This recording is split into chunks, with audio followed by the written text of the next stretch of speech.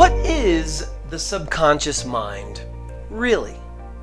Now, you've probably heard of your subconscious beliefs, the subconscious mind, the subconscious. Maybe you've even heard of the unconscious and the superconscious. So, what is the subconscious mind? What does it do? What is it responsible for? And why is it gaining so much popularity these days and also so much power over our lives? Hi, my name is Aponte. I'm a personal empowerment coach, published author, certified NLP practitioner. And in this video, I'm going to explain to you in simple terms what the subconscious mind is, why it's so powerful, and why you should start to get to know it.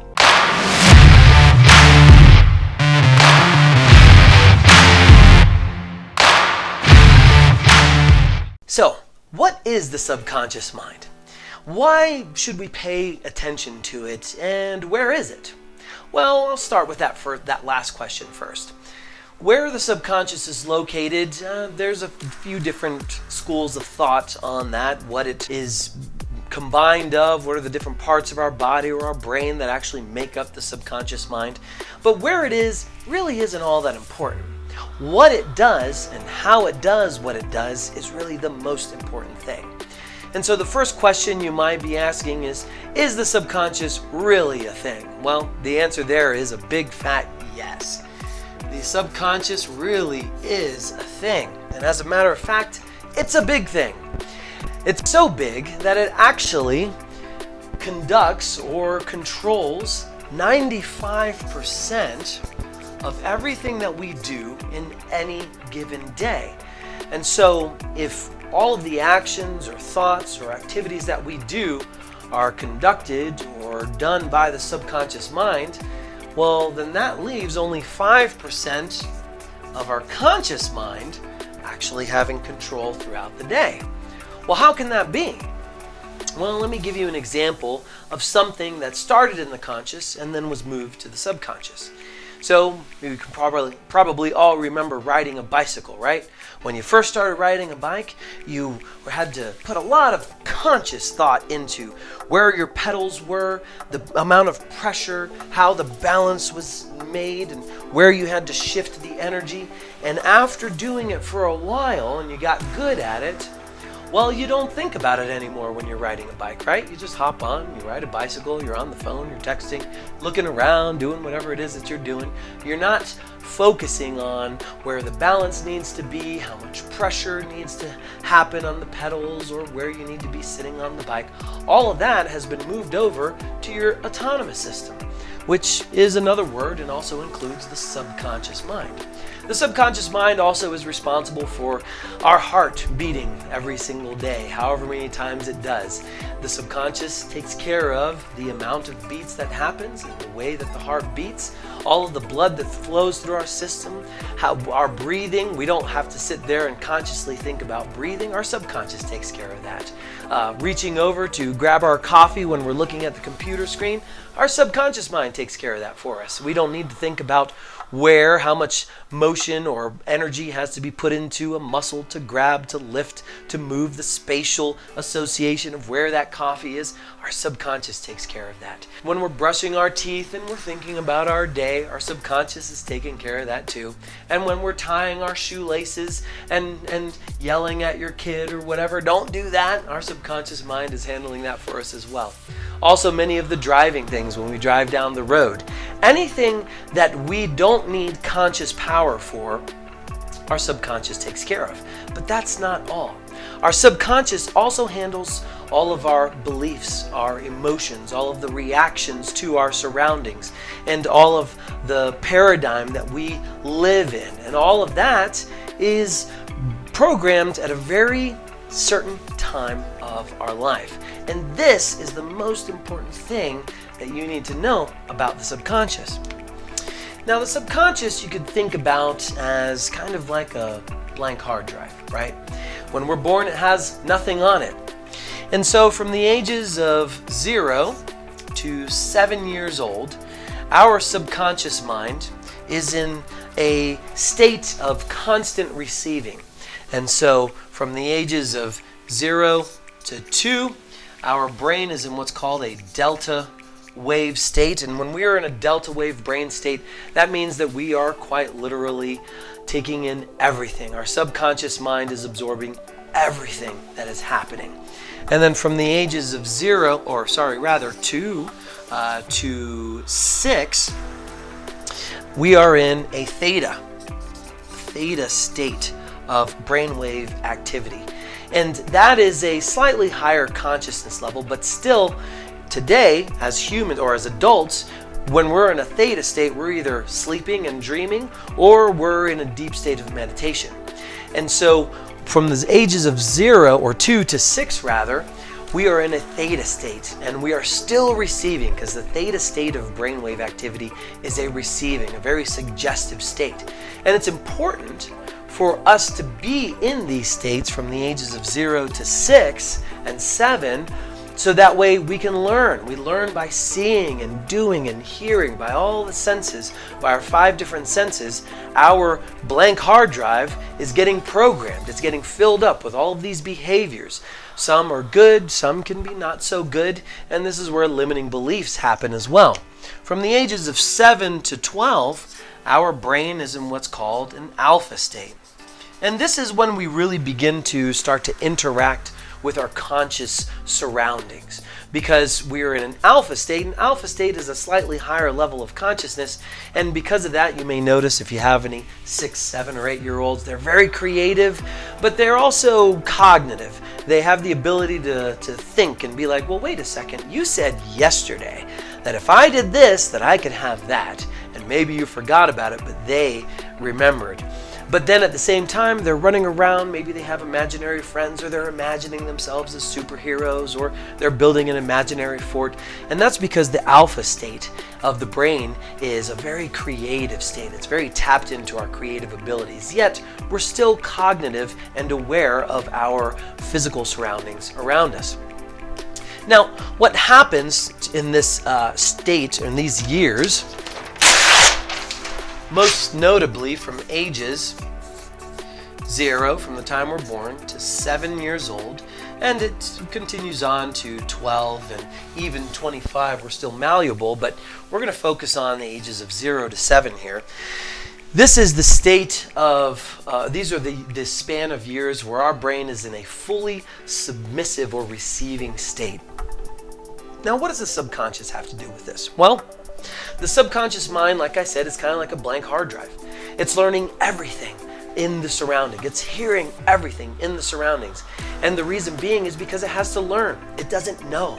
And so when it's learning in these states, it's learning learned behavior. So if you have parents that are very supportive and say you can do anything and you're the most beautiful, wonderful baby in the world, and you live in a healthy lifestyle, and the people in your family get along pretty well, and not too many arguments, or not ton of drama. Well, this is the kind of behavior that your subconscious is going to learn and create. You're going to be used to that type of environment. And if you had parents that maybe had a good marriage, and sure, no marriage is perfect, but they stayed together and they used love to work through things, well, that now becomes your learned behavior of what relationships should be like, what love should be like. If you're parents and you see them and they were, affectionate towards each other, then that's a good example of affection. Whereas on the transverse side, if maybe perhaps, and this happens many cases, where maybe parents get divorced, or maybe there was very little affection, or maybe there wasn't a lot of communication. Well, from the ages of 0 to 7 and 12 and 13, you're observing all these things. Your subconscious mind is soaking all of that in. And so your subconscious mind creates a reality where that is how it's supposed to be. Communication doesn't really happen. You don't know what communication is. It's not learned behavior. So as you become an adult, it might be hard for you to express your feelings or have an open communication with someone else. It might be hard for you to get close and have deep, nurturing relationships because you never learned that through your years. If you had some older siblings who just do what older siblings do, and maybe they called you chunky or fat, or they called you stupid, or, they picked on you or whatever, well, that also does have a very large impact on your subconscious mind. And the reason why this is so important is because this this reality that we learn, this reality, everything that has to do with emotions, behaviors, beliefs, reactions, and actions, all of these things make up who we are. They make up our belief system, they make up our paradigm, they make up everything that we do. Our beliefs and behaviors by way of success. Were we taught or did we observe that we could be anything and do anything? Or did we learn or observe as a small child that our parents had a lot of financial struggles and they were always arguing over bills, or you have to work really hard to get anywhere because maybe that's what our parents had to do? Or maybe on the other side, maybe our parents were more successful or they had a different outlook on life, where, hey, you know what, you can be anything that you want as long as you apply yourself, and money comes to us as we need it. Well, these are the beliefs that are burned into your hard drive through these ages, and as you become an adult, this becomes the world that you create. This becomes the 95% of your life. 95% of your life and your actions are based on your whole belief system that was developed as a child. And that makes up your subconscious mind.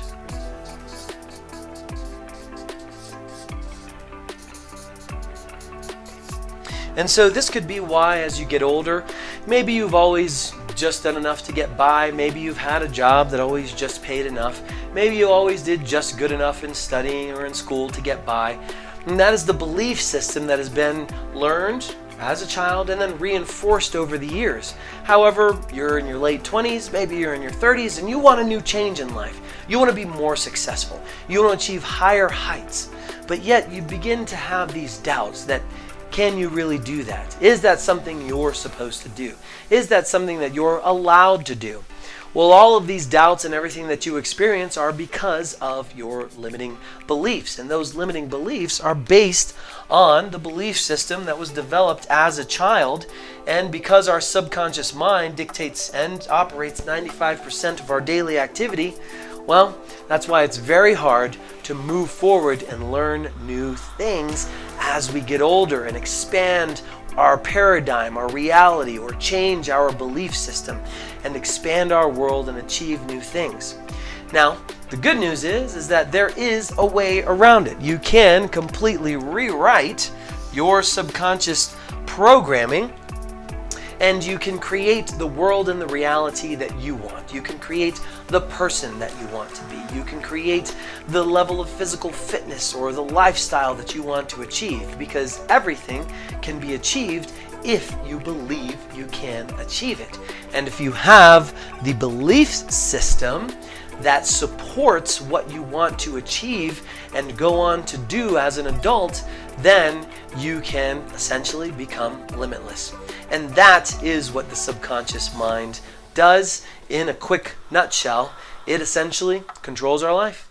And these life controlling beliefs are created when we are a child, when our brain is completely susceptible to everything that happens around it.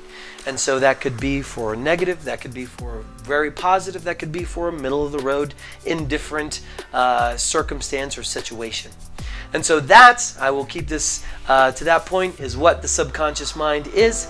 And if you'd like to learn more about how to reprogram your subconscious mind, then you can click on over to my bio and you can check out some of the resources that I have there for you, or you can watch some of the videos I've created in the past on things that you can do to reprogram your subconscious mind so that way you can live a truly limitless life. All right, thank you so much for watching this video. I hope you enjoyed it. Give it a thumbs up, a like, subscribe, hit the notifications bell if you're on YouTube or on Instagram or wherever you're watching this. And be sure to click my link below or in the bio to check out some free resources I have to help you with your subconscious beliefs and allowing you to live a life completely limitless. All right, I'll see you guys in the next video.